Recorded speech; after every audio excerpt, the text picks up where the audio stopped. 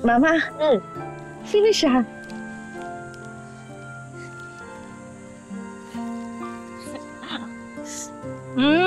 Sarap! Sarap! Nay. Siya po si Ate Nene. Tunay po ninyong anak.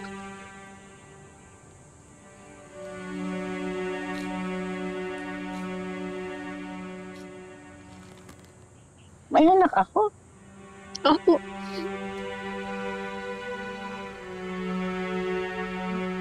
Nene. Opo. Nene. Panganay niyo po. Sabi ni Mama, si Nene, binigyan ako ng kwintas. Ito, ganda. Ganda. Para sa birthday niyo, Nay. Happy birthday.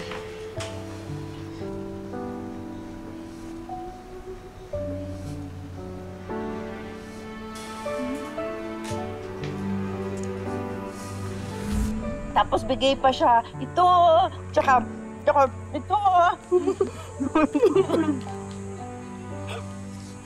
Yung po. Ganda. Ganda. Oh, suot niyo po. Ikaw bigay nito. Gusto mo siya. Ganda.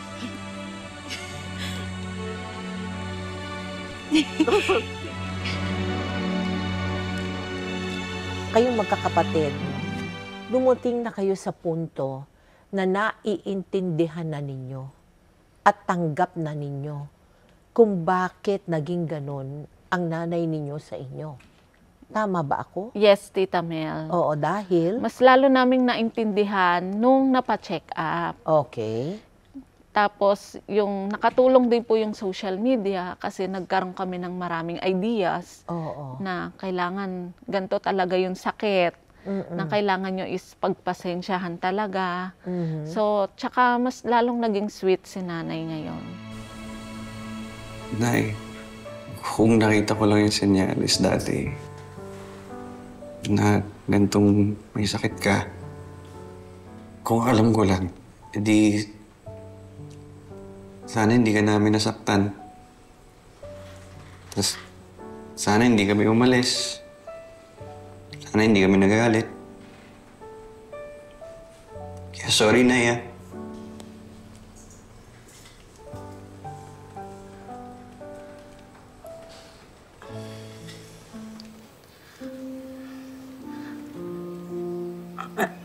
Anak ko siya.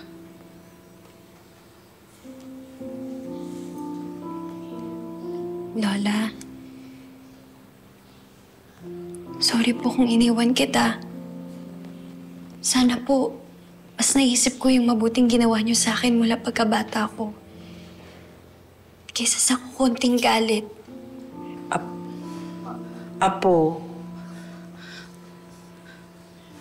Mama, ba't di ko sila matandaan? Huwag kayo mag-alala na eh. Aalagaan po namin kayo. Nay, umiinom na po kayo ng mga gamot. Tsaka nandito kaming lahat. Hindi ka namin pababayaan. Huwag na kayo matatakot, Nay, ha?